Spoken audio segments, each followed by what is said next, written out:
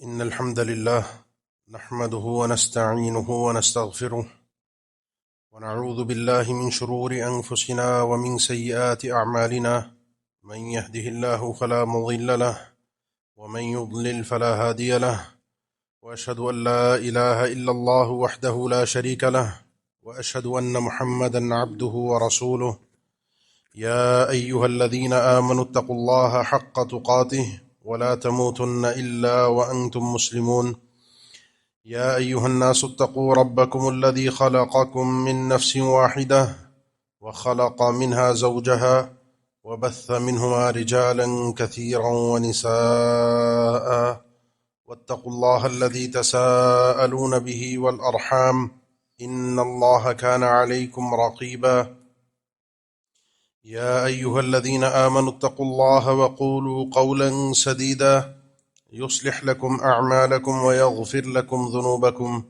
ومن يطع الله ورسوله فقد فاز فوزا عظيما أما بعد فإن أصدق الكلام كلام الله وخير الهدي هدي محمد صلى الله عليه وسلم وشر الأمور محدثاتها وكل محدثة بدعة وكل بدعة ضلالة وكل ضلالة في النار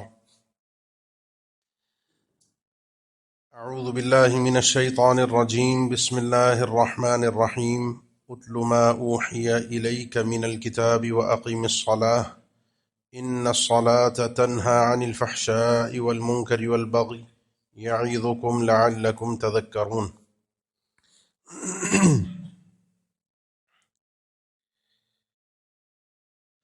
دین اسلام میں داخل ہونے کے بعد کلمہ توحید شہادت کا اقرار کرنے کے بعد جس چیز سے ایک مسلمان اپنے اسلام کا اظہار کر سکتا ہے، پہچانا جا سکتا ہے کہ یہ مسلمان ہے یا نہیں ہے، وہ فرق ہمیں صرف اور صرف ایک ہی چیز نے عطا کیا ہے، اور وہ ہے بندے کا بار بار آتے جاتے مسجد نظر آنا، نماز جس کو کہا جاتا ہے ہماری عام زبان میں۔ یہ رب العالمین کی وہ عبادت ہے، وہ فریضہ ہے جو انبیاء کی دعوت میں شامل تھا، انبیاء کی وصیتوں میں شامل تھا۔ وَكَانَ يَأْمُرُ أَهْلَهُ بِالصَّلَاةِ، سیدنا اسماعیل علیہ السلام، ان کے بارے میں اللہ تعالیٰ نے ذکر فرمایا کہ وہ خود بھی پابند نماز تھے اور اپنے گھر والوں کو اس چیز کا حکم کرتے تھے۔ سیدنا ابراہیم علیہ السلام نے اللہ تعالیٰ کے سامنے جب اپنی یہ عاجزی کے ساتھ حکم الہی بجا لائے، قوم کو چھوڑ کر اپنے بیوی بچوں کو لے کر ایک ایسی وادی میں لے کر آئے، بِوَادٍ غَيْرِ ذِي زَرْعٍ عِندَ بَيْتِكَ الْمُحَرَّمِ رَبَّنَا لِيُقِيمُوا الصَّلَاةَ، اللہ ان کو جو مکہ میں چوڑ کر آ رہا ہوں، اس وقت اس وادی کے اندر اس علاقے میں کوئی بھی پتا بھی نہیں ہے، اللہ یہاں نماز قائم کرے۔ سیدنا موسیٰ علیہ السلام، وَأَوْصَانِي بِالصَّلَاةِ وَالزَّكَاةِ مَا دُمْتُ حَيًّا، سیدنا عیسیٰ علیہ السلام نے جب پہلی گفتگو کی، بچپن میں بچے تھے چھوٹے سے، اس میں اس چیز کا تذکرہ فرمایا ہے۔ یہ بتانے کا یہ جو سلسلہ میں نے ذکر کیا ہے انبیاء کا، یہ اولو العزم پیغمبر تھے، ابراہیم علیہ السلام، عیسیٰ علیہ السلام، اللہ کے نبی صلی اللہ علیہ وسلم، یہ اللہ کے بڑے قریبی بندوں میں سے، چنیدہ بندوں میں سے تھے۔ ان کا تعلق اللہ کے ساتھ اگر بنتا ہے، وہ بنتا ہے اسی فریضے کے ساتھ۔ کیفیات اگرچہ مختلف رہی ہوں، لیکن اللہ سے تعلق بنانے کا طریقہ یہی ہے۔ ہم پڑھتے ہیں قرآن مجید میں کہ اللہ نے ہمیں کیوں پیدا کیا ہے، یعنی میں اور آپ دنیا میں آئے ہیں، ایک جیتے جاگتے انسان ہے۔ ایک سوال کبھی انسان کے ذہن میں پیدا ہوتا ہے، اللہ کی کئی ایک مخلوقات ہیں جو اس کے حکم کے تابع ہیں، یا آسمان، زمین، سورج، چاند، یہ سسٹم قالتا اتینا طائعین، یہ مخلوقات اللہ کی فرما برداری کے مطابق جو اللہ نے سسٹم بنا کر دیا بلا چوں چرا اس کے مطابق چلتے ہیں۔ ان کا اپنا اختیار نہیں ہے، اختیار تو مجھے اور جنوں کو ملا ہے، آپ کو اور جنوں کو ملا ہے، اسی لیے ان کو مکلف کہا جاتا ہے، اپنی آزادی۔ ہمیں اللہ نے اس آزادی اور اس اختیار کے ساتھ انا ہدیناہ السبیل اما شاکرا و اما کفورا، راہ تمہیں بتا دی ہے پیدائش کے ساتھ، فطرت میں تمہاری بہت ساری چیزیں رکھ دی ہیں، ابھی اختیار بھی رکھا ہے، صحیح راہ بھی تمہیں پتہ ہے، غلط راہ بھی تمہیں پتہ ہے۔ دنیا کے معاملات میں ہر انسان اپنے فائدے کو سوچتا ہے، اپنے آپ کو نقصان سے بچاتا ہے۔ تمہارا اس دنیا میں آنے کا مقصد یہ ہے کہ تم نے اپنے رب کی عبادت کرنی ہے، اختیار سے، اپنی مرضی سے۔ اسی لیے آپ دیکھیں گے کہ اللہ تعالیٰ فرشتوں کے سامنے پوچھتا ہے، فرشتوں سے، کئی ایک فرشتے ہیں، وہ فرشتے جو زمین میں گھوم رہے ہوتے ہیں، ایسی محفل تلاش کرتے ہیں جہاں اللہ کا ذکر ہو رہا ہو، جہاں لوگ بیٹھ کر اللہ کو یاد کر رہے ہوں، اس محفل میں ان کی ڈیوٹی یہی ہے۔ اور پھر جب وہ اللہ کے سامنے پیش ہوتے ہیں، اللہ پوچھتا ہے ہاں کہاں گئے تھے، کیا ہوا؟ وہ بتاتے ہیں محفل ملی جہاں تیرے بندے بیٹھے تیرا ذکر کر رہے تھے۔ اسی طریقے سے صبح اور شام کے فرشتے جب آتے اور جاتے ہیں، ڈیوٹیاں ہیں، صبح کے فرشتے آتے ہیں، دن کے فرشتے آتے ہیں صبح فجر میں، اور شام کی رات کے فرشتے آتے ہیں عصر میں۔ بات بڑی قابل غور ہے۔ جب یہ ڈیوٹی ختم کر کے رب العالمین کے پاس جاتے ہیں، اللہ سب کچھ جانتا ہے، لیکن فرشتوں سے پوچھتا ہے کیف ترکتم عبادی، میرے بندوں کو کس کیفیت میں چھوڑ کر آئے، کس حال میں چھوڑ کر آئے، میرے بندے کیا کر رہے تھے۔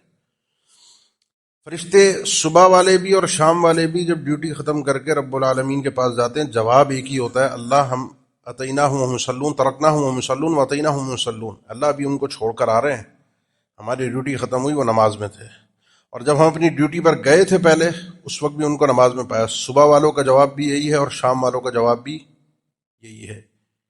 یہ اظہار ہے اللہ کے سامنے، اللہ تعالیٰ کی طرف سے فرشتوں کے سامنے، کیونکہ فرشتوں کو اختیار نہیں ہے۔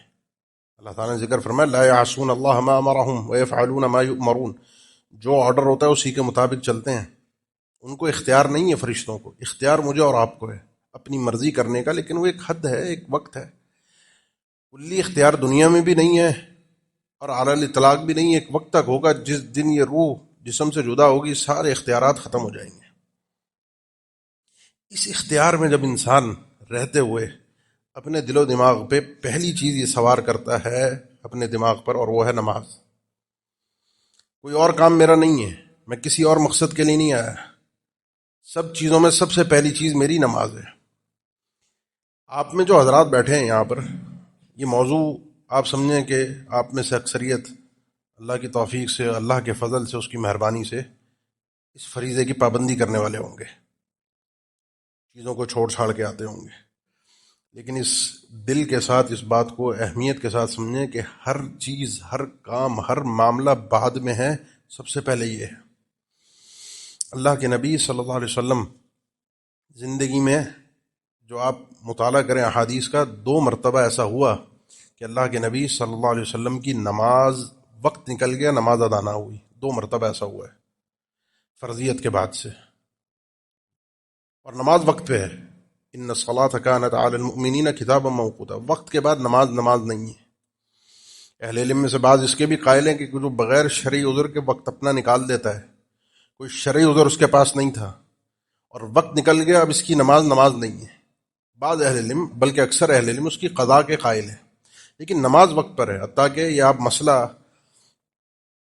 سمجھیں اس مسئلے کو کہ نماز انسان وضو کر سکتا ہے نہیں کر سکتا، قبلہ رخ ہو سکتا ہے نہیں ہو سکتا، کپڑے پاک نہیں کر سکتا، مجبوری ہے، ناپاک کپڑے تھے، کہیں قید میں بندہ ہوا تھا، جیل میں قید تھا، بستر پر پڑا ہے، کوئی اس کے کپڑے تبدیل کروانے والا نہیں ہے، ہر چیز چھوڑی جا سکتی ہے، ہر چیز چھوڑی جا سکتی ہے، نماز نہیں چھوڑی جا سکتی، وہ اپنے وقت پر ہوگی۔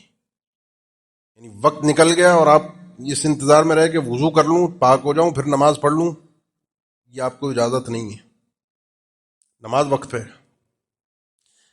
وہ صحابہ جب اللہ کے نبی صلی اللہ علیہ وسلم سن 5 ہجری میں سفر سے واپس آ رہے تھے، مدینہ کے قریب تھے، سیدہ عائشہ کا ہار کھو گیا جس میں آیات تیمم نازل ہوئیں کہ پانی نہ ہو تو انسان تیمم کر لے، تو کچھ صحابہ فرماتے ہیں، ہم اسید بن حضیر دیگر کچھ صحابہ وہ ہار ڈھونڈنے کے لیے گئے ہوئے تھے، ادھر ادھر تلاش کر رہے تھے، نماز کا وقت ہو گیا، لوگ سیدنا ابوبکر کے پاس ہے رضی اللہ تعالیٰ عنہ، کہ دیکھو تمہاری بیٹی کی وجہ سے یہاں پورا قافلہ رکا ہوا ہے، قافلہ وہاں رکتا ہے جہاں پانی ہو، یہاں تو ہم ایک مجبوری کے تحت تھوڑے سے ٹائم کے لیے رکے تھے، لیکن یہاں اب رکنا پڑ گیا. اب نہ لوگوں کے پاس پانی ہے اور نہ یہاں پر پانی ہے، وضو نہیں ہو سکتا اور نماز کا وقت سر پہ آ گیا. لوگوں نے آگے سیدنا ابوبکر سے بات کی. سیدنا ابوبکر والد تھے، اپنی بیٹی کے پاس گئے. سیدہ عائشہ فرماتی ہیں اللہ کے نبی صلی اللہ علیہ وسلم میری گود میں سر رکھ کے سو رہے تھے. باپ پھر بیٹی سے اپنی جس طرح بات کرتا ہے اس موقع پہ، اسی طرح انہوں نے اپنی بیٹی سے بات کی. فرمایا کہ حتیٰ کہ وہ انگلی جو انہوں نے میرے پہلو میں چبھائی، ایک ذرا سا ڈانٹنے کا جو ایک باپ بیٹی کے پیار محبت کا انداز ہوتا ہے، اور یہ ہونا چاہیے. محبت میں اس طرح کی سختی ہونی چاہیے، لاڈ پیار ہر وقت کا اچھا نہیں ہوتا. کہتی ہیں میں اس تکلیف کو میں نے محسوس کیا، اتنا محسوس کیا، اتنی تکلیف برداشت کی، لیکن میں ہلی نہیں کیونکہ اللہ کے نبی میری گود میں سو رہے تھے. اب اللہ کے نبی وسلم جاگے. بہرحال وہ قضیہ ذرا لمبا ہے، واقعہ بڑا مزیدار ہے. آخر کار رب العالمین نے آیات نازل فرمائیں تیمم کی کہ فلم تجدوا ماء فتیمموا صعیدا طیبا فامسحوا بوجوہکم وایدیکم. پانی میسر نہ ہو، اور ہوگا زندگی میں کئی ایسے موقع آئیں گے پانی نہ ہو، تو انسان کو چاہیے زمین پر مٹی پر ہاتھ مارے، اپنے چہرے پر ہاتھ پھیرے، اپنی ہتھیلیوں کے پیچھے پھیرے اور نماز پڑھ لے. اب یہاں جو لوگ تھے انہوں نے پڑھ لی. جو لوگ ڈھونڈنے گئے ہوئے تھے، ہار ادھر ادھر تلاش کر رہے تھے، ان کو اس تیمم کے حکم کا پتہ نہیں تھا اور پانی ان کے پاس بھی نہیں تھا. ان لوگوں نے بغیر پانی اور بغیر تیمم، چونکہ ان کو پتہ نہیں تھا کہ مٹی سے تیمم کرنا شرعی حکم ہے، اب اس کے بغیر ہی انہوں نے نماز پڑھی تھی کہ نماز وقت سے نکل نہیں سکتی، کچھ ہو یا نہ ہو. اسی نے اہل علم نے مسئلہ ذکر کیا، امام بخاری نے بھی اور دیگر اہل علم نے بھی، کہ ایک انسان ایسا ہے کہ جس کو نہ پانی میسر ہے نہ مٹی میسر ہے، جیل میں قید ہے، کہیں اور ایسی جگہ پر ہے، ورنہ مٹی تو زمین پر پوری پھیلی ہوئی ہے. نہیں ہے میسر تو انسان وقت نہیں نکالے گا، نماز کو اس کے وقت پر پڑھے گا. ہر چیز آگے پیچھے ہو سکتی ہے، نماز اپنے وقت سے آگے پیچھے نہیں ہوگی. آپ کو ایک آغاز اور ایک انتہا، یہاں سے وقت شروع ہوگا، یہاں پر وقت ختم ہوگا، اس کے بیچ آپ کو اختیار ہے. اول وقت افضل ہے، عشاء کی نماز کے لیے تاخیر افضل ہے، باقی اس کے بیچ پڑھ لینی ہے، کوئی شرع عذر نہ ہو تو. اللہ کے نبی صلی اللہ علیہ وسلم 2 مرتبہ آپ کی نماز رہ گئی اور دونوں مرتبہ شرعی عذر تھا. ایک غزوے سے واپس آ رہے تھے، سنن ابی داؤد میں ہے، رات کے وقت قیام کیا، پڑاؤ ڈالا، تھکے ہوئے تھے. اس تھکاوٹ میں بھی اہتمام کیا، جیسے ہم ہوتے ہیں نا الارم لگا کے سوتے ہیں کہ صبح اٹھنا ہے. اسی لیے شیخ ابن باز رحمہ اللہ کا فتویٰ ہے، اور یہ بالکل درست شرعی اصولوں کے مقاصد کے مطابق فتویٰ ہے، کہ جو شخص رات کو اپنا الارم ایسے ٹائم کا لگاتا ہے کہ صبح فجر کی نماز کے نکلنے کے بعد کا وقت کا لگایا کہ میں صبح 9 بجے 8 بجے 7 بجے میں نے دفتر جانا ہے، اور اس نے اپنے ان اوقات کے حساب سے، اپنے کام کاج کے حساب سے الارم سیٹ کیا. جس وقت اس نے یہ آدمی نے الارم سیٹ کیا، اسی وقت یہ دائرہ اسلام سے خارج ہو گیا، کیونکہ اس نے نیت کی تھی کہ نماز ادا نہیں کرے گا. کیوں؟ من ترک صلاۃ متعمدا فقط کفر. ایک نماز بھی اگر انسان جان بوجھ کے چھوڑتا ہے اس نے کفر کیا، اور یہ بالکل درست فتویٰ ہے شرعی مقاصد کے مطابق. فتویٰ ایسے ہی ہوتا ہے. وہاں سعودی عرب میں فتویٰ ہے. اس فتوے کے آثار پھر آپ میں سے جو حج عمرے پر جاتے ہیں وہ دیکھتے ہیں، وہ سڑک پہ کہیں بھی جا رہے ہوں، راستے میں گاڑی کے اندر ان کی جانماز موجود ہوتی ہے، کہیں بھی سڑک کنارے رکے، نماز پوری فیملی اترتی ہے، پیچھے عورتیں کھڑی ہوئی، آگے مرد، نماز پڑھی، مصلی سمیٹا، گاڑی میں ڈالا اور چلتے بنے. نماز آگے پیچھے نہیں ہوگی، ہر چیز رک سکتی ہے، ہر چیز پیچھے ہو سکتی ہے، نماز نہیں. یہ اس فتوے کے فائدے ہیں.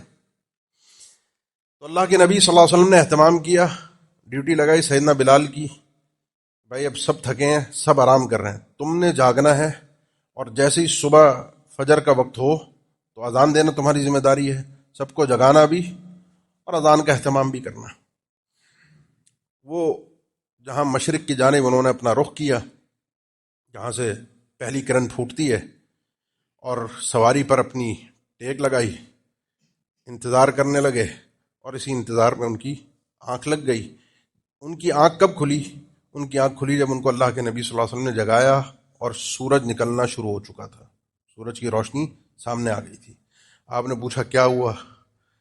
وہ بھی ہڑبڑا کے اٹھے. فرمایا اللہ کے نبی، بات اتنی ہے کہ جس رب نے آپ کو سلا دیا تھا اسی رب نے مجھے بھی سلا دیا. نیند پہ ہمارا اختیار نہیں ہے. اہتمام انسان کر کے سوئے، الارم لگا لے، نہ اٹھ پایا، الارم بجا، تھکا ہوا تھا، بیمار تھا، نہ اٹھ پایا کسی دن، جس ٹائم اس کی آنکھ کھلے وہی اس کی نماز کا ٹائم ہے.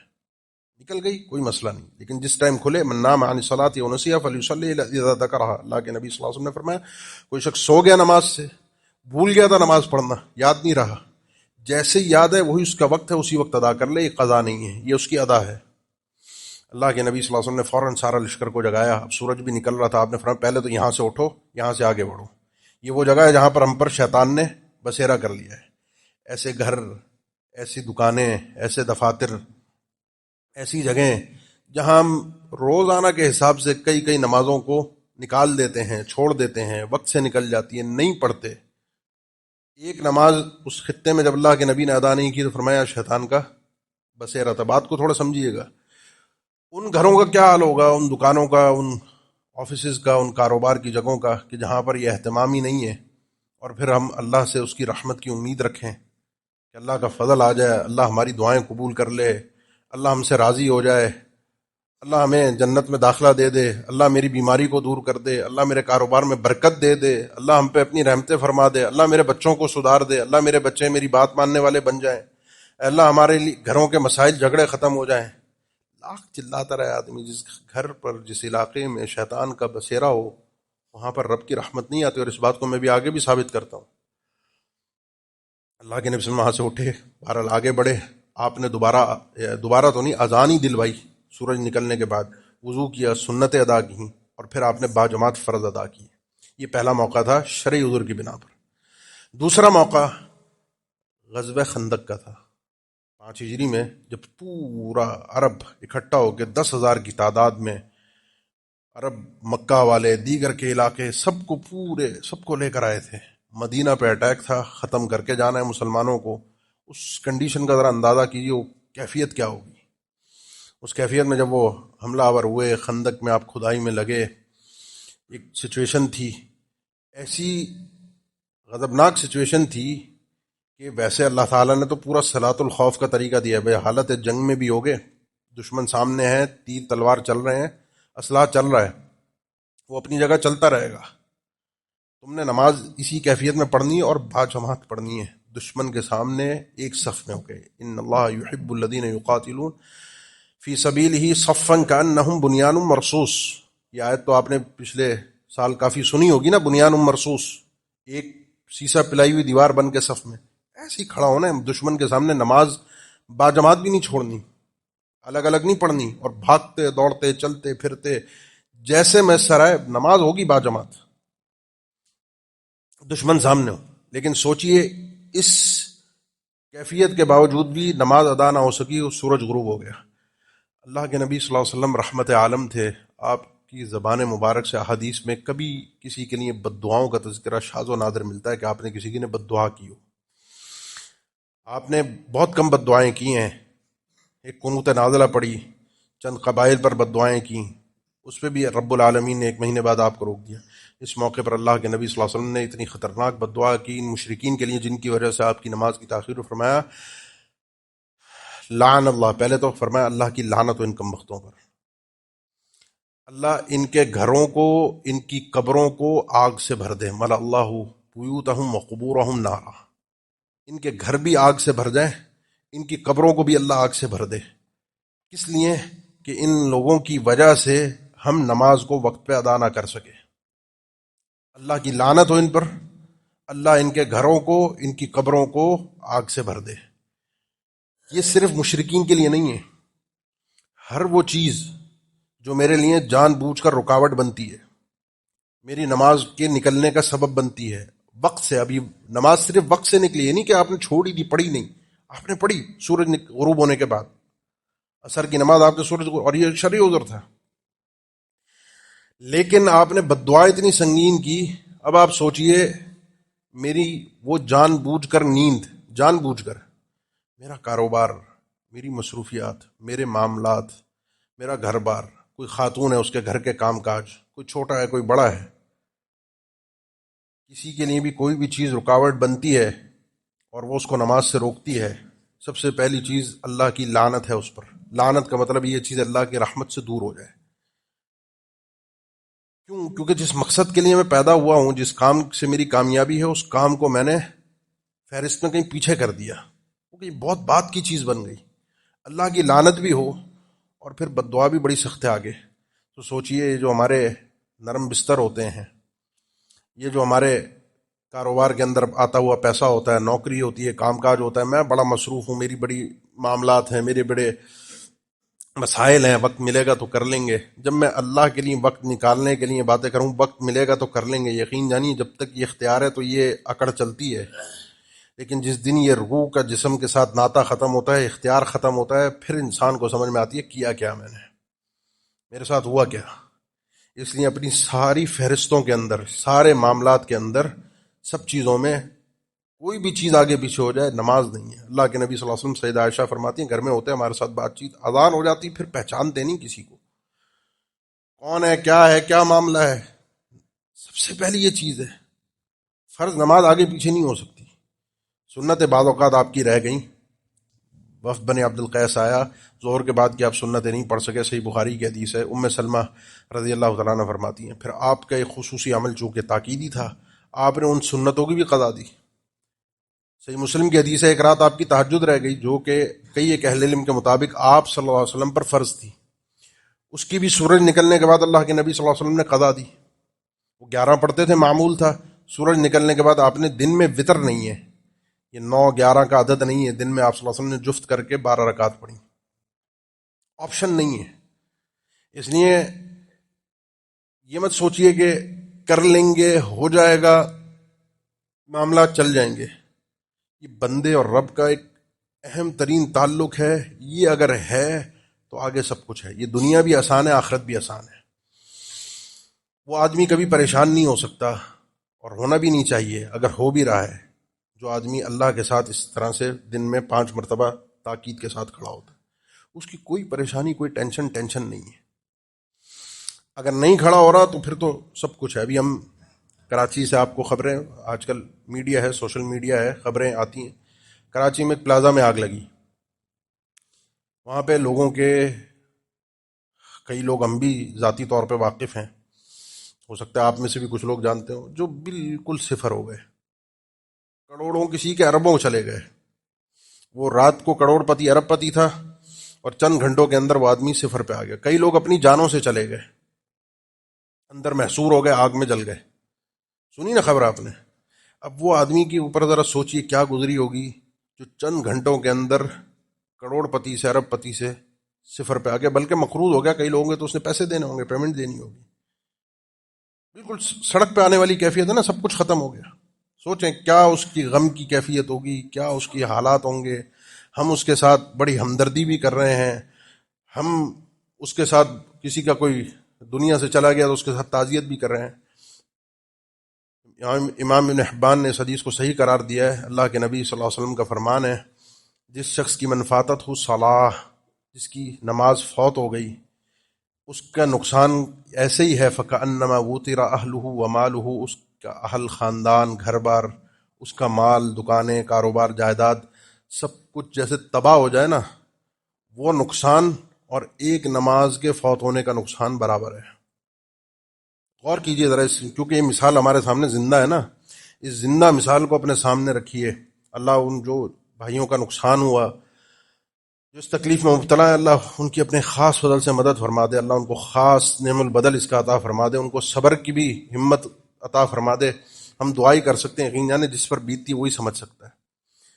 اور یہی کیفیت اس بندے کی ہونی چاہیے جس بندے کی نماز رہ جائے، وقت سے نکل گئی نا، اس کو اپنے غم کا اندازہ ایسے ہی کرنا چاہیے. ایک نماز اگر وقت سے نکل گئی، صحیح بخاری کی حدیث، اللہ کے نبی صلی اللہ علیہ وسلم نے فرمایا جس شخص کی نماز عصر فوت ہو گئی، فَكَأَنَّمَا حَبِطَ عَمَلُهُ، اس کے سمجھو گویا کہ سارے اعمال برباد ہو گئے. وقت سے باہر نکل گئی، تمام چیزیں ختم ہو گئی. اس کیفیت کو، اس غم کو پالیے. میرا اب تک کی میری گفتگو کا مقصد صرف اتنا تھا، اس غم کو، اس ہم کو، اس سوچ کو، اس فکر کو اپنے سر پہ بھائی سوار کیجئے. یہ اصل ہے، یہیں سے آغاز ہے. اور زندگی گزارتے ہیں. ان الانسان خلق ہلوعا اذا مسہ الشر جزوعا واذا مسہ الخیر منوعا الا المصلین. انسان کی طبیعت اور مزاج اور فطرت کو رب العالمین نے بیان فرمایا، اس کی طبیعت میں تیزی، جلد بازی ہے، ٹھہراؤ نہیں ہے. تکلیف میں، پریشانی میں، کوئی آفات میں مبتلا ہوتا ہے، چیخنا، چلانا، پریشان ہونا، ادھر ادھر اپنے دکھڑے رکھنا. کوئی اللہ کی طرف سے خیر فضل اس کا مل جائے تو ہاتھوں کو روک لیتا ہے، پھر کسی کو پتہ نہ چلے۔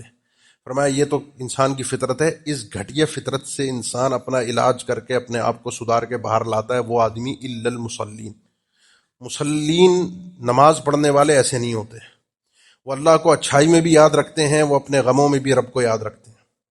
غم ایسا نہیں ہے کہ کسی نمازی پر غم نہیں آئے گا، تکلیف نہیں آئے گی۔ اللہ کے نبی صلی اللہ علیہ وسلم کو اتنے تانے ملے، اتنی پریشانیاں سہنی پڑی، وہ تانے کہ جو کسی اور کو ملے تو پتہ نہیں اس کا سینہ پھٹ جائے، کیونکہ اللہ تعالیٰ نے خود آپ کو تسلی دی ہے، وَلَقَدْ نَعْلَمُ أَنَّكَ يَضِيقُ صَدْرُكَ بِمَا يَقُولُونَ۔ اللہ کے نبی ہمیں سب کچھ پتہ ہے، آپ کا سینہ بہت تکلیف میں آ جاتا ہے، آپ کا سینے میں بڑی تنگی آپ محسوس کرتے ہیں ان مخالفین کے تانوں کی وجہ سے۔ آپ ان کو ہدایت کی طرف، آپ ان کو جنت کی طرف بلا رہے ہیں، سامنے سے وہ جو پروپیگنڈا کر رہے ہیں، جو قرآن مجید میں مذکور بھی ہے، آپ کو تکلیف ہوتی ہے، آپ ان کی تکلیفوں پر، اس غم پر کان نہ دھریے۔ آپ میں سے بہت سے ہوں گے، کسی کو گھر سے کوئی مسائل، بیوی سے، بیوی کو شوہر سے، اولاد سے، ماں باپ سے، بہن بھائیوں سے جھیلنا پڑتا ہے نا، کسی کو مالک سے، کسی کو ملازم سے جھیلنا پڑتا ہے نا۔ فسبح بحمد ربک وکن من الساجدین، چھوڑ دیں، اللہ کی تسبیح بیان کریں، اللہ کی حمد کریں، سبحان اللہ وبحمدہ، سبحان اللہ والحمدللہ، یہ آپ کام کریں، اور وکن من الساجدین، نماز پڑھنے والوں میں سے ہوں۔ آپ کو کوئی غم، کوئی تکلیف، کوئی پریشانی جھیلنا آسان ہو جائے گا، ایسا نہیں کہ آئے گی نہیں، جھیلنا آسان ہو جائے گا، تکلیفیں پریشانیوں کو فیس کرنا انسان کو آسان ہو جائے گا۔ اسی لیے اللہ کے نبی صلی اللہ علیہ وسلم کے متعلق یہ امر مستقر ہے کہ جب بھی کبھی پریشانی میں مبتلا ہوتے، اذا حزبہ امر، جب بھی کوئی پریشانی، کوئی غم آتا، پہلی چیز یہ ہوتی ہے اللہ کے نبی صلی اللہ علیہ وسلم نماز پڑھتے، نوافل کا اہتمام کرتے، فرض کا اہتمام کرتے، جو بھی نماز کی کیفیت ہوتی اس میں فوراً آ جاتے۔ اللہ سے بندے کا تعلق، ارحنا بہا یا بلال، بلال ذرا اذان کا وقت ہو جائے تو اذان دو، اس اذان سے اور اس نماز پڑھ کے میری آنکھوں کو ٹھنڈک ملتی ہے۔ یہ تو ہو گئے جو ہم مسائل جھیل رہے ہیں نا، کچھ مسائل ایسے ہیں جن کا مقابلہ نہیں کر سکتے، حکومت کے جبر کے مسائل ہوتے ہیں، ٹیکس کے مسائل ہوتے ہیں، کوئی بدماش میری زمین پر قابض آ گیا، کسی نے مجھ پر کوئی حملہ کر دیا، کسی نے کوئی جھوٹا کیس بنوا دیا، بیسیوں لوگوں کے مسائل ہوتے ہیں جس کو ہم فیس نہیں کر سکتے، لڑ نہیں سکتے، اس کا مقابلہ نہیں کر سکتے، وہ طاقتور ہے، ہم کمزور ہیں۔ ہمیں لوگ بہت سے حل بتاتے ہیں، مظلوم کے پاس یہ بھی ہے، مظلوم کے پاس سب کچھ ہے، جو بھی قرآن و حدیث میں، ہم کسی بھی حل کا انکار نہیں کرتے، لیکن یقین جانیے ان سارے مسائل کے حلوں کے اندر کہیں بھی آغاز یہاں سے نہیں ہوتا کہ اس موقع پر آ کر اللہ سے اپنا تعلق مضبوط کرو نماز کے ذریعے سے۔ وَأَوْحَيْنَا إِلَىٰ مُوسَىٰ وَأَخِيهِ أَن تَبَوَّأَ لِقَوْمِكُمَا بِمِصْرَ بُيُوتًا وَاجْعَلُوا بُيُوتَكُمْ قِبْلَةً وَأَقِيمُوا الصَّلَاةَ۔ ہم نے وحی کی، اللہ تعالیٰ فرمانا ہے موسیٰ علیہ السلام اور ان کے بھائی ہارون علیہ السلام کی طرف۔ اب یہ وہ وقت تھا کہ جس وقت فرعون پہ حجت تمام ہو چکی تھی، یہ قرآن کا 11واں پارہ ہے، اس کے بعد فرعون کے اوپر اللہ کے عذاب کا تذکرہ ہے، اس کو اللہ نے غرق کیا، حجت اس کے اوپر تمام ہو چکی تھی، معاملات سارے ہو چکے تھے، اب وہ اپنی سرکشی میں اپنی آخری حدوں کو چھو رہا تھا کہ ان کو ختم کرنا ہے، ان کو مارنا ہے، دشمن۔ اب اللہ نے فرمایا موسیٰ علیہ السلام اور ہارون علیہ السلام جو تم پر ایمان لانے والے لوگ ہیں، ان کو اپنے گھروں میں رہیں، اپنے گھروں میں نماز کا اہتمام لازمی کرو، واقیموا الصلاۃ۔ تم نے کچھ نہیں کرنا، اللہ نپٹے گا، اللہ اس تمہارے طاغیہ دشمن کو، جس نے تمہیں مجبور اور مقہور اور تمہارے اوپر غلامی کی زنجیریں مسلط کر کے رکھی تھیں، تم اس کا مقابلہ نہیں کر سکتے، لڑ نہیں سکتے، اللہ تمہیں آزاد کروائے گا۔ تم یہ کام کرو کہ تم اللہ کے سامنے نماز میں کھڑے ہو جاؤ۔ کہاں سے مدد آئے گی؟ یہ میں نے اور آپ نے نہیں سوچنا، یہ میرا اور آپ کا کام ہی نہیں ہے، میں کیسے اس مشکل سے باہر نکلوں گا، یہ تو کام رب العالمین کا ہے۔ میرا آپ کا کام کیا ہے؟ اپنے رب سے تعلق کو اس نماز کے ذریعے مضبوط کر کے اللہ کے سامنے اپنی فریاد رکھ دینا۔ طوفان، یہ تو وہ ہے نا جو مسائل، طوفان آ گیا، کوئی ویسے کوئی سیلاب آ گیا، کوئی بارش ہو گئی، کوئی تیز موسم کے مسائل آ گئے، کوئی بھی مسئلہ آ گیا، اللہ کے نبی صلی اللہ علیہ وسلم نے صلاۃ الکسوف اور خسوف کا اہتمام فرمایا، اور فرمایا کہ جب کبھی تم ایسے دیکھو سورج گرہن ہوتا ہے، چاند گرہن ہوتا ہے، تو یہ کوئی شوقیہ دیکھنے والی چیز نہیں ہے۔ فَإِذَا رَأَيْتُمْ ذَلِكَ فَافْزَعُوا إِلَى الصَّلَاةِ، جب تم یہ اللہ کی نشانیاں دیکھو تو گھبرا کر بھاگا کرو نماز کی طرف، گھبرا کر آیا کرو۔ یہ جو شریعت کی ہمیں تعلیم ہے، دنیا کے مسائل کا حل بتانے کا مقصد صرف اتنا، دنیا کے مسائل کا حل اس میں ہے۔ آپ کی پریشانی دماغی، دشمن کا مقابلہ، کوئی بھی چیز، کیوں؟ سوال یہ ہے کہ کیوں؟ جواب سیدھا سا ہے کہ اللہ مالک الملک ہے، اللہ ارحم الراحمین ہے، اب یہاں جتنے چھوٹے بچے بیٹھے ہیں 14-15 سال کے یہ اور چھوٹے، ان سے پوچھیں گھر پہ کوئی ان کے مسئلہ آئے، کیا مسئلہ ہے، گھر پہ کھانے کو ہے نہیں، گیس بجلی پانی ہے نہیں، کل کے مسائل ہیں یا نہیں، اس بچے کو کچھ نہیں پتا ہوگا۔ کیوں نہیں پتا ہوگا؟ کیونکہ اس کو پتا ہے میرے سر پہ ابا والد موجود ہیں، والدہ ہے، وہ دیکھ لیں گے۔ تو جب یہ والد والدہ ہے یہ مسئلے دیکھ لیں گے، والد والدہ میرے بھی ہیں، آپ کے بھی ہیں، سب کے ہوتے ہیں نا، لیکن ان سب کی، میں بھی، میرے بھی بچے ہیں، آپ کے بھی ہیں، ہم اپنے بچوں کے لیے بھی دیکھتے ہیں، لیکن میری آپ کی سب کی کیپیسٹی بڑی محدود ہے، اوقات بڑی محدود ہے، کر نہیں سکتے ہم زیادہ۔ نہ میں اپنے بچوں سے اتنی محبت کرتا ہوں، نہ میرے ماں باپ مجھ سے میرا اتنا خیال کر سکتے ہیں جتنا وہ مالک الملک کرتا ہے اپنے بندوں سے محبت، ان کے اوپر رحمت، ان کے مسئلوں کو حل کرنا، ان کے لیے تدبیریں کرنا، ان کے مسائل کو حل کرنا۔ بس مسئلہ یہ ہے کہ بچہ روتا ہوا باپ کے پاس ماں کے پاس جاتا ہے اور بے فکر ہوتا ہوا جاتا ہے کہ مسئلہ حل ہو جائے گا۔ بندہ اپنے رب کے پاس روتا ہوا آتا نہیں ہے، اپنے رب سے وہ تعلق بناتا ہی نہیں، اپنے رب کو اہمیت دیتا نہیں ہے جو رب کا حقیقی مقام ہے دینے کا۔ لوگوں نے پہچان لینا ہے، 3 دفعہ قرآن مجید میں اپنے اس شکوے کو ذکر کیا ہے، وما قدر اللہ حق قدری، انسانیت نے جس طرح اللہ کی قدر کرنی چاہیے تھی، اللہ کا احترام اور عزت کرنی چاہیے تھی، اس طرح کی نہیں، اور وہ اس نماز کے ذریعے سے۔ روح کے نکلتے کے ساتھ ہی قبر کے اندر، صحیح ابن حبان کی حدیث ہے غالباً، اللہ کے نبی صلی اللہ علیہ وسلم نے فرمایا جب انسان قبر میں پہنچتا ہے وہ سارے معاملات سوال و جواب کے، اس کے بعد آپ کے اور میرے جسم پر بھی بہت ساری چیزیں حملہ آور ہوتی ہیں، حسی اور مانوی دونوں اعتبار سے۔ قبر کا عذاب بھی ہے، نعمتیں بھی ہیں، جانور بھی ہیں، دیگر چیزیں بھی ہیں، حشرات الارض ہیں جو جسم کو کھاتے ہیں۔ اللہ کے نبی صلی اللہ علیہ وسلم، جب بندہ قبر میں لیٹتا ہے اس کے سر کے اوپر تلاوت القرآن آ جاتی ہے، اس کے پہلو کے اندر دائیں اور بائیں جانب اس کے صدقات آ جاتے ہیں اور دعائیں آ جاتی ہیں، اور اس کے پیروں کی جانب سے اس کا وہ عمل مشیہ الی المساجد، جس کے قدم مسجد کی طرف چل کر جاتے تھے، وہ قدموں والی نیکی پیروں کے اندر کھڑی ہوتی ہے، کوئی بھی چیز کے اب قریب نہیں آنے دیتی۔ یہ اللہ کی طرف سے ایک حصار ہے۔ اسی نے اللہ کے نبی صلی اللہ علیہ وسلم نے فرمایا رباط، 3 مرتبہ فرمایا رباط۔ رباط کہتے ہیں اس مورچے کو جس میں انسان دشمن سے محفوظ ہو جاتا ہے۔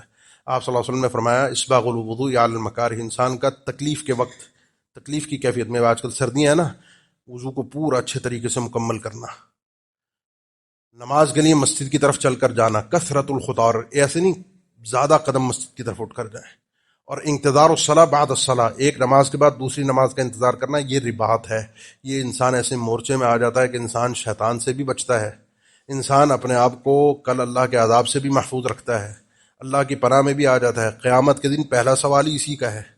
اور جو شخص یہ نماز پوری پوری لے کر آئے گا، فمن حافظ علیہا کانت لہ نورا وبرہانا یوم القیامہ، جو لے کر آ گیا اس کے لیے نور ہوگا، پل صراط پہ روشنی نہیں ہوگی، آپ کا یہ نور آپ کے ساتھ جائے گا یہاں سے، آپ کا اللہ کے سامنے برہان، حجت، قطعی حجت اللہ کے سامنے انسان پیش کر سکتا ہے، اللہ یہ میں ہوں جس کو بخشش کا پروانہ ملنا ہے۔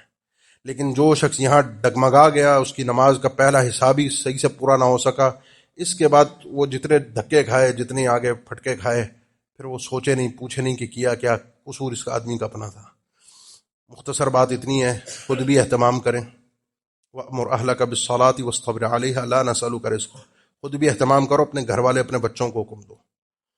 یہ اللہ تعالیٰ نے قرآن مجید میں ذکر فرمایا۔ اللہ کے نبی صلی اللہ علیہ وسلم کا فرمان ہے مُرُوا أَوْلَادَكُمْ بِالصَّلَاةِ وَهُمْ أَبْنَاءُ 7 سنین، بالغ ہونے سے پہلے شریعت کی کوئی عبادت فرض نہیں ہوتی، نماز بھی فرض نہیں ہے، لیکن بچہ 7 سال کا ہو تو ماں باپ کو حکم ہے کہ تم نے بچے کو نماز کا حکم دینا ہے، اور 10 سال کا ہو جائے تو اس حکم سے بات آگے بڑھ جاتی ہے، سختی پر چلی جاتی ہے۔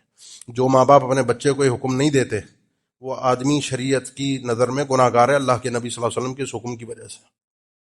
اور بچوں کو حکم صرف زبان سے نہیں دیا جاتا، خود میں پڑھ نہیں رہا، بچے کو کہتا رہوں، بچہ کبھی نہیں پڑھے گا جب تک میں خود نہیں اٹھوں گا۔ بچی ہے، ماں نہیں اٹھ کے نماز پڑھے گی، بچی بھی نہیں پڑھے گی۔ بیٹا ہے آپ کا، آپ مسجد آتے ہیں تو بیٹا آپ کے ساتھ آئے گا۔ اور بعض دفعہ تو ایسا ہو جاتا ہے کہ بچے کو ایسا مزہ آ جاتا ہے مسجد کے اندر کہ بعض اوقات باپ والد نہ آ رہا ہو تو بچہ اٹھا کے لے کر آتا ہے۔ اللہ سے ایسی سعادت مند اولاد کی دعا بھی کیجئے، اللہ سے مانگیے بھی، اللہ سے اس کے فضل کا سوال بھی کیجئے، پھر رب تعالیٰ گھر میں بڑی رحمتیں، برکتیں اور سکون، یہاں کے گھر میں بھی، درمیان کا قبر والا گھر بھی، اور آخرت کے گھر کی بھی آسانی فرما دے گا۔ اقول قولی هذا واستغفر اللہ لی ولکم وآخر دعوانا الحمد للہ رب العالمین. الحمد للہ علی احسانہ والشکر له علی توفیقہ وامتنانہ واشهد ان لا الہ الا اللہ وحدہ لا شریک له تعظیما لشأنہ واشهد ان محمدا عبدہ ورسولہ الداعی الی رضوانہ صلی اللہ علیہ وعلی آلہ واصحابہ واخوانہ وسلم تسلیما کثیرا. اما بعد. دو باتیں آخر میں ذکر کرنی ہے. پہلی چیز یہ ہے کہ ابن القیم رحمہ اللہ نے ذکر کیا ہے، امام ابن تیمیہ نے ذکر کیا ہے، دیگر بھی احادیث سے چیز چونکہ ثابت ہے کہ ایک آدمی جس کو آپ دیکھتے ہیں وہ شرابی ہے، سود خور ہے، بدکار ہے، عورت یا مرد، اس کی ہمارے معاشرے میں عزت کیا ہوتی ہے؟ ہماری نگاہوں میں کیا حیثیت ہوتی ہے؟ اس آدمی سے زیادہ بدترین گناہگار وہ آدمی ہے اس سود خور سے، شرابی سے، زانی سے، چور سے، وہ آدمی ہے جو نماز نہیں پڑھتا. اس سے بڑا گناہگار ہے. کیوں؟ کیونکہ کسی بھی عمل کو کفر نہیں قرار دیا گیا سوائے اس نماز کے. یہ بات اچھی طرح اپنے گھٹی سے باندھ لیں.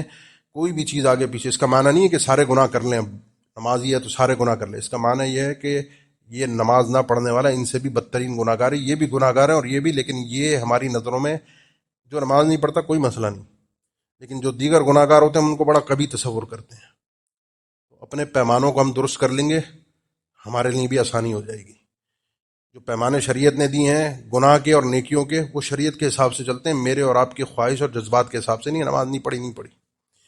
دوسری چیز، اللہ تعالیٰ سے دعا، ہمت کے ساتھ ساتھ، توفیق کے ساتھ ساتھ، کوشش کے ساتھ ساتھ اللہ تعالیٰ سے دعا، اور اپنے لیے بھی، اپنی اولاد کے لیے بھی، اپنی نسلوں کے لیے بھی. وہ دعا رب العالمین نے خود قرآن مجید میں ذکر فرمائی ہے سیدنا ابراہیم علیہ السلام کے حوالے سے، جو ہم بڑی مشہور دعا ہے، رب اجعلنی مقیم الصلاۃ ومن ذریتی ربنا وتقبل دعا. اللہ مجھے بھی نماز کا قائم کرنے والا بنا، پابند بنا پورے طریقے سے، اہتمام سے، اور میری اولاد کو بھی. ان دعاؤں کا اہتمام رکھیے. نماز ایمان ہے. وما کان اللہ لیضیع ایمانکم. اللہ نے نماز کے اقامت کا حکم دیا ہے. اللہ کے نبی صلی اللہ علیہ وسلم نے فرمایا پھر صلو کما رأیتمونی اصلی. نماز معراج پر ملی، زمین پر آئے، پھر جبرائیل امین 2 دن اللہ کے نبی صلی اللہ علیہ وسلم کے ساتھ رہے، آپ کو اوقات پورے کے پورے سکھائے. ایک دن اول وقت میں نماز پڑھائی، ایک دن آخر وقت میں، اور فرمایا اس کے بیچ بیچ ہے، اور نماز پڑھا کر دکھائی. پھر آپ نے امت کو پڑھا کر دکھائی. تو جو اللہ کے نبی صلی اللہ علیہ وسلم کا طریقہ ہے نماز پڑھنے کا، وہ طریقہ اللہ تعالیٰ کی طرف سے ہی آیا ہے. اسی طریقے پر بارگاہ الہی میں عبادتیں قبول ہوتی ہیں. اس کو جاننا کہ اللہ کے نبی کا طریقہ کیا ہے، آپ پر اور مجھ پر فرض ہے. اس فرض کو ادا کرنے کی بھی فکر کیجئے کہ اللہ کے نبی پیارے حبیب صلی اللہ علیہ وسلم کی نماز کا طریقہ کار کیا تھا. چل چلا میں جس طرح چل رہا ہے، جس طرح ہو رہا ہے، جس طرح، یہ بھی بارگاہ الہی میں قابل قبول نہیں ہوگا. کیونکہ ہر اچھے اور برے کو میں دنیا کے پوری باریکی سے پرکھتا ہوں. دین کے معاملے میں آ کر میں چپ ہو جاتا ہوں کہ نہیں جی ضرورت نہیں ہے. کیوں نہیں ہے؟ کیونکہ اللہ نے آپ کو عقل دی ہے، اللہ نے آپ کو سمجھ دی ہے. سمجھیے کہ کیا صحیح ہے اور کیا غلط ہے. دعا، اسی دعا پر میں اپنے خطبے کا اختتام کرتا ہوں. رب اجعلنی مقیم الصلاۃ ومن ذریتی ربنا وتقبل دعا ربنا اغفر لی ولوالدی وللمؤمنین یوم یقوم الحساب.